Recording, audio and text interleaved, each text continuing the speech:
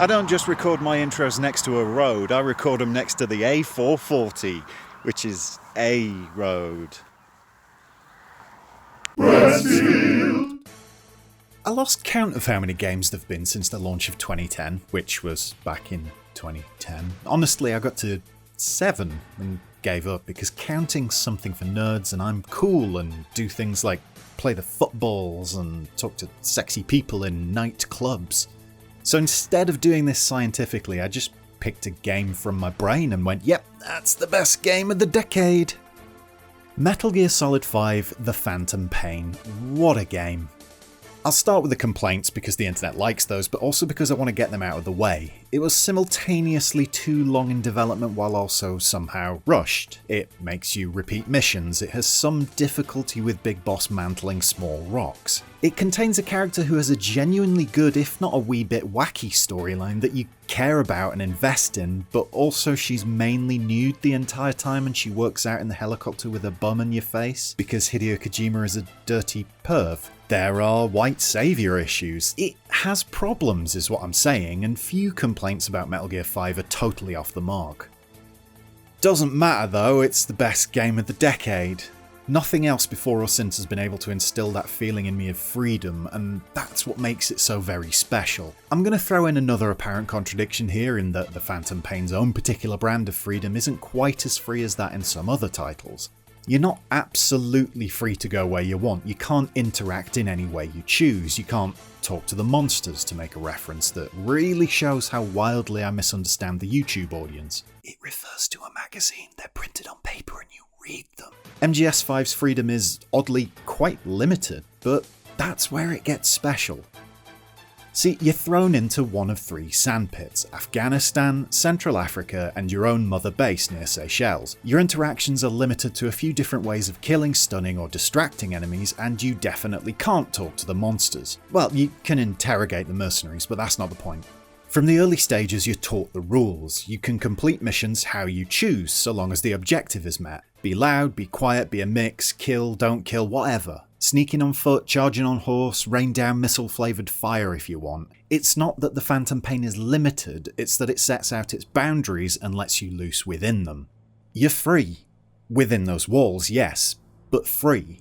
No one way of playing the game, of working through its missions, side missions and muckabout mode, is the correct way of playing. If you're rescuing prisoners, then yes, you can't murder them, but that's to be expected. But you can sneak past every single guard, not alert anyone to your presence, and extract them. You can murder everyone in your way and carry the prisoners one by one back to an extraction helicopter. Maybe you're being sent in to stop a convoy. First time you go in, it's armed to the teeth with the biggest rockets that snakes can carry, blasting the crap out of everyone and everything in a hail of warlike fire. It's inefficient, but it works. Then you play it again, and this time you sneak, lay a few mines, catch the convoy unawares and unseen. Maybe you've upgraded your Fulton system so you can extract vehicles, and instead of destroying the targets, you steal them, making for a few vehicles you can then use yourself in future missions, or just sell. Ditto, a team of enemy soldiers you're told to eliminate. Not only are you able to kidnap them and ask them kindly to work for you through some mild brainwashing, but the chap on your radio reacts to the fact you're not killing them with the odd comment. And that's what's really special, because Metal Gear Solid 5 always has a reaction for you. As much as you play around with the forms and functions of it, it never feels like you're breaking it.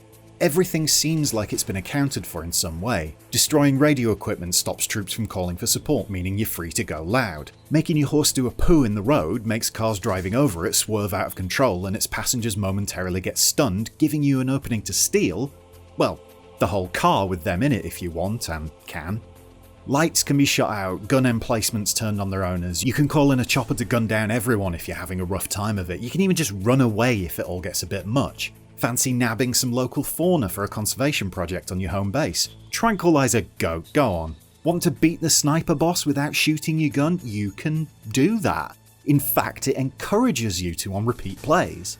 It's not just that the Phantom Pain lets you muck about, it encourages you, it tests you with your mucking about. Whereas a Just Cause, say, feels a bit like you're not playing it properly if you're just blowing everything up, Metal Gear 5 caters to you, mixes it up according to how you're playing, and forces you to react to its reactions. The amount of times you go into an outpost with a plan in mind, only to have it go mildly foobar and require multiple changes on the fly, well, I've lost count, but what matters is the game always caters for it. You can always change and tweak, have new weapons and equipment dropped into where you are, request an extraction even when under heavy fire, though of course it might not work. But you can always try, you can always experiment, and you can always have fun.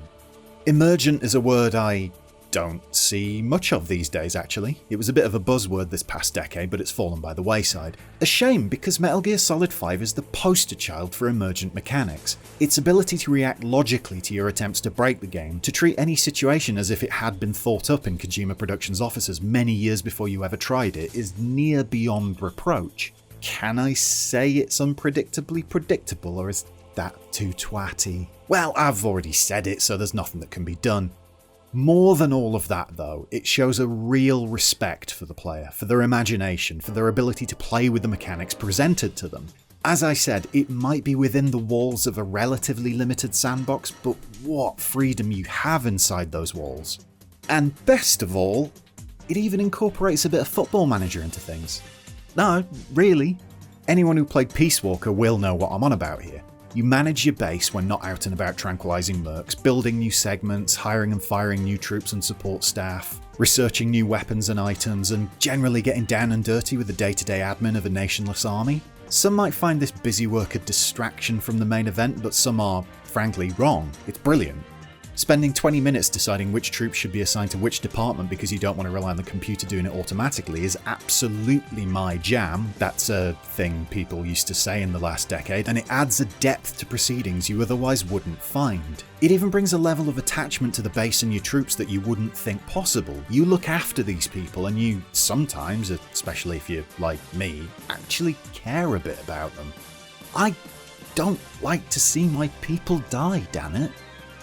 There's multiplayer too for those who like that sort of thing. Do I like that sort of thing? No, I do not, and Konami's predatory practices surrounding the online mode in the Phantom Pain are another point of contention I didn't mention before. Paying real money for insurance in a video game, I will pass, thanks. Logging back in to find your base has been ransacked by some other jabroni on the other side of the planet isn't much fun, and when someone invades while you're playing and you can actually jump back to your base live while they're there to take them out is... Look, I'm bad at online gaming, so I don't like this bit, and whoever this git was, I'm not a fan. The irk of the irksome never lasts too long. I get over the online losses, I ignore most of the online play and just let it do its thing in the background, I guess, like people who don't enjoy the management aspects do with that bit of the game, even if they are stupid and wrong. But it just manages to make me smile again. Your Fulton recovery system evolving from a simple balloon thing to a literal wormhole back to your base. A wormhole that behaves how you'd expect, ignoring ceilings and the like, I might add. A horse you can dress as a demon. The ability to slide down a hill in a box while wearing a tuxedo in a war zone. It's impossible to dislike Metal Gear Solid 5. You can dislike elements, of course. There's a story backing it all up, full of decade-long cutscenes and melodrama that's so melodramatic I think the word ultra-melodrama was invented to cover it. It's largely pap, I won't deny, but the mere fact Metal Gear Solid 5 has at least 2 definite moments in it that I would class as genuinely impactful says a lot, given the vast majority of AAA titles have absolutely no moments of any impact from a narrative standpoint. It's fun though, and daft, and nothing to be taken seriously, even if it does beg to be taken seriously at points. It's window dressing to an epic playtime, frankly, and that's why those cries about the lost mission and the game being unfinished don't really land home for me. Overall, Metal Gear Solid 5 The Phantom Pain is my game of the decade because of its freedom. It shows you respect as a player, it offers up a whole host of smarts in reacting to the way you play, and it always challenges you by making you step up to it stepping up. I've been playing it since its 2015 release and I'm still finding new things, new bits and pieces to muck about with or to amuse myself for 10 minutes here and there. Is it the best game ever made? I don't know. I honestly don't. That's not for any dramatic effect. It's up there, probably, but I don't know. It's rough around some edges, it has too much objectionable content. Big Boss really is bad at mantling small rocks. But it's definitely my favourite game of the decade, absolutely untouchable in that respect. It's already given me years of joy. I've restarted it 4 times over, and I'm going to continue dipping into it for many years to come. If you're new to it, it's regularly on sale for just a few pounds or dollars, so there's no excuse now. No other game of the past 10 years has had such an impact on me, and that's why the Phantom Pain grabs this, the most important of accolades. Oh no, wait, what about Stardew Valley? Bye!